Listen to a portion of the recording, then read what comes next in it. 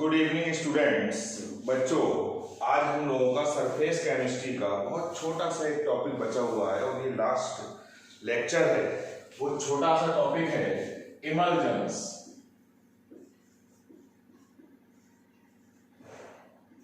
इमल्जन्स क्या होते हैं? इमल्जन एक ऐसा कोलाइडल सिस्टम होगा जिसमें दोनों डिस्पर्स्ड फेज और डिस्पर्जन मीडियम दोनों लिक्विड फेज में होंगे। डिस्पर्स्ड फेज और डिस्पर्जन मीडियम दोनों लिक्विड फेज में होंगे। तो डेफिनेशन हो जाएगी the emulsion system the colloidal system in which both dispersed phase and dispersion medium are in liquid phase is called emulsion. These are of two types. दो type के होते हैं।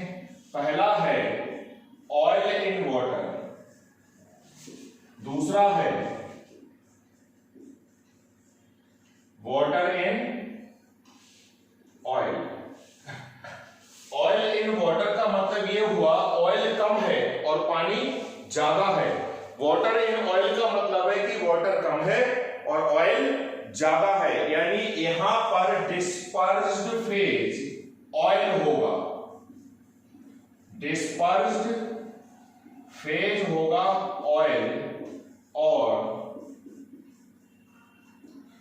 डिस्पर्जन मीडियम वाटर होगा। यहां इसका उल्टा होगा, डिस्पर्स्ड फेज वाटर होगा और डिस्पर्जन मीडियम ऑयल। बटर इसका एग्जाम्पल है और इसका एग्जाम्पल है मिल्क। मिल्क के अंदर वाटर ज्यादा होता है और फैट कम होता है। बटर के अंदर इसका उल्टा है, वाटर कम होता है और फैट ज्यादा होता है। यहां पर जगह जगह ये ऑयल होगा।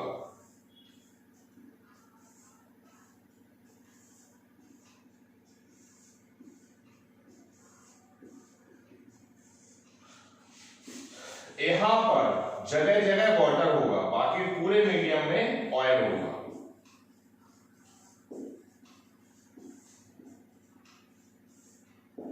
इस टाइप से बहुत ही सिंपल टॉपिक है बच्चों, कोई घबराने वाली बात नहीं है।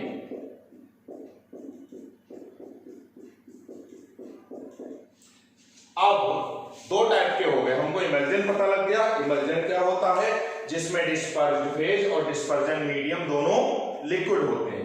दो टाइप का होता है, oil in water and water in oil. अब कैसे इनको टेस्ट करोगे कि given emulsion system oil in water है या वाटर इन ऑयल है? इसके लिए हम क्या करेंगे? सबसे पहला है डाई टेस्ट।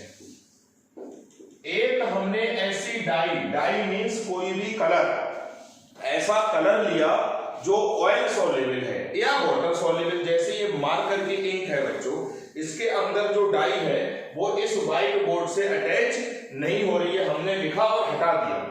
अगर कपड़े पे ये लग जाएगी तो फिर कभी नहीं हटेगी। हर कलर हर किसी से अटैच नहीं होता है।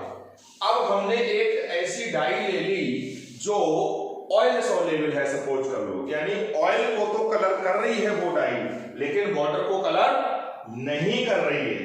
मान लो रेड कलर की है, सपोज कर लो वो डाई रेड कलर की है और ऑयल सॉल्युबल डाई है। बहुत ध्यान से समझना, ऑयल सॉल्युबल डाई किस कलर की है? रेड, यानी ऑयल को रेड कलर दे देगी। अब हमने क्या करा? उस रेड कलर की डाई को इस सिस्टम में डाल दिया तो जगह जगह ऑयल है तो जगह जगह रेड स्पॉट दिखाई देंगे। आप समझ जाओगे कि जगह जगह स्पॉट दिखाई दे रहे हैं, इसका मतलब जगह जगह ऑयल है। यानी ऑयल कौन है? Dispersed phase. आप कह दोगे this is oil in water emulsion system.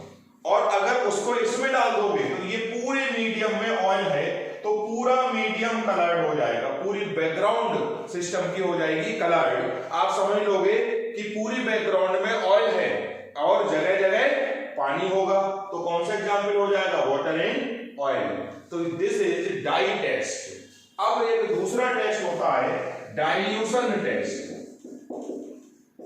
Dilution test, यहां पर डिस्पर्स्ड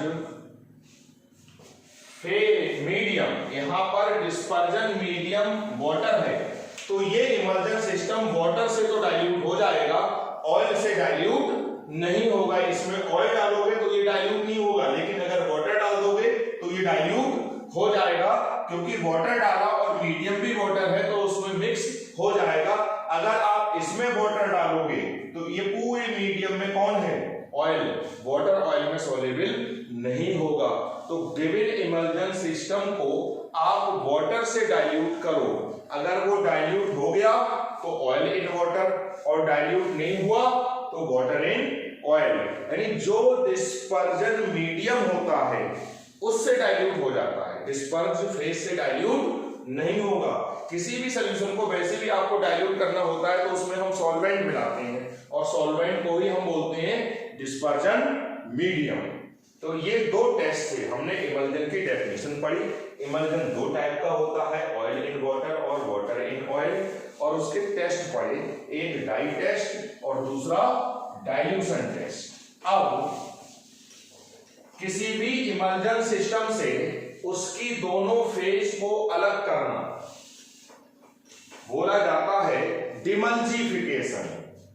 डिमल्जिफिकेशन, दोनों फेज को सेपरेट करना इज नोन एज डिमल्जिफिकेशन। जैसे मिल्क से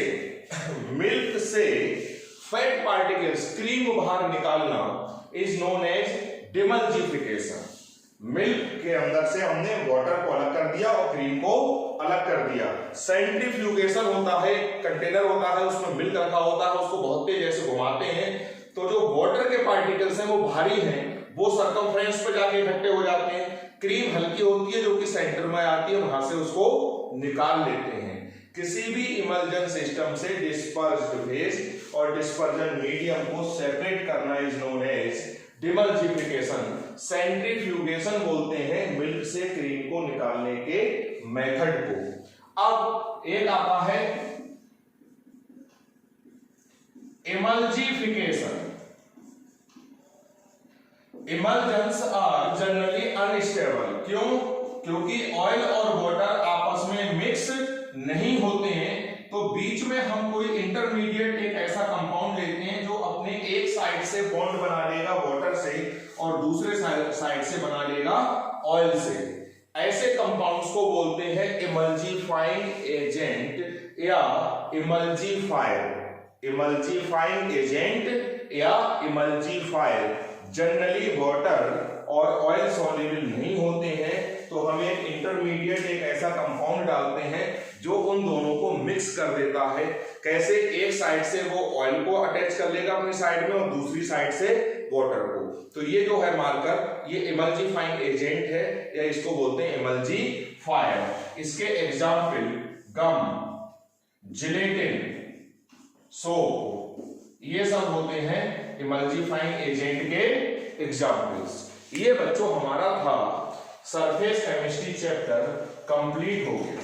इसके नोट्स मैं आपको सेंड कर दूंगा, आप कर दोगे। क्वेश्चन एक आता है, what is the difference between gel, colloidal solution and emulsion. होता क्या है बच्चों, यहां पर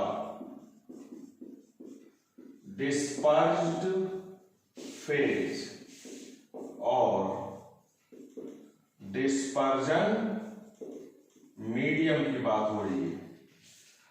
कोलाइडल सॉल्यूशन में डिस्पर्स्ड फेज होती है सॉलिड और डिस्पर्जन मीडियम होता है लिक्विड। जेल में इसका रिवर्स होगा, डिस्पर्स्ड फेज होगी लिक्विड और डिस्पर्जन मीडियम होगा सॉलिड, और इसमें दोनों लिक्विड होते हैं। This is the difference between gel, emulsion and colloidal solution. इस टाइप के छोटे छोटे क्वेश्चन है, आप एनसीईआरटी के क्वेश्चन बुक से देख लोगे, आपके पास जो बुक है उसमें सोल्यूशन भी दे रखा है। फिर भी अगर कोई समझ में नहीं आएगा तो आप मुझसे पूछ लोगे, मैं आपको बता दूंगा कि कोई क्वेश्चन छोड़ना है या सॉल्व करना है। जो प्रॉब्लम आएगी मैं आपकी सॉल्व करूंगा, लेकिन आप रिस्पॉन्ड करेंगे जल्दी। ऐसा नहीं है कि हम चैप्टर कोई सा करा रहे हैं और आप प्रॉब्लम किसी की पूछ रहे हैं। सबसे पहले नोट्स प्रिपेयर करो। अब मैं आप लोगों को वीडियो कॉल करके बच्चों, किसी भी बच्चे की कल से कॉपी चेक करूंगा। आप वीडियो कॉल करोगे, अपनी कॉपी पलट के दिखाओगे कि आपने ये चारों चैप्टर करे हैं या नहीं। चैप्टर हमारे हो चुके हैं सोल्यूशन, दूसरा हो चुका है इलेक्ट्रोकेमिस्ट्री, तीसरा केमिकल काइनेटिक्स और चौथा सरफेस केमिस्ट्री। फिजिकल केमिस्ट्री हमारी खत्म हो चुकी, यानी केमिस्ट्री के 3 पार्ट में से एक पार्ट हमारा फिनिश हो चुका है। अब हमारा नेक्स्ट इसमें स्टार्ट होगी इनऑर्गेनिक केमिस्ट्री। उसमें सबसे पहले हम चैप्टर पढ़ेंगे कोऑर्डिनेशन कंपाउंड्स।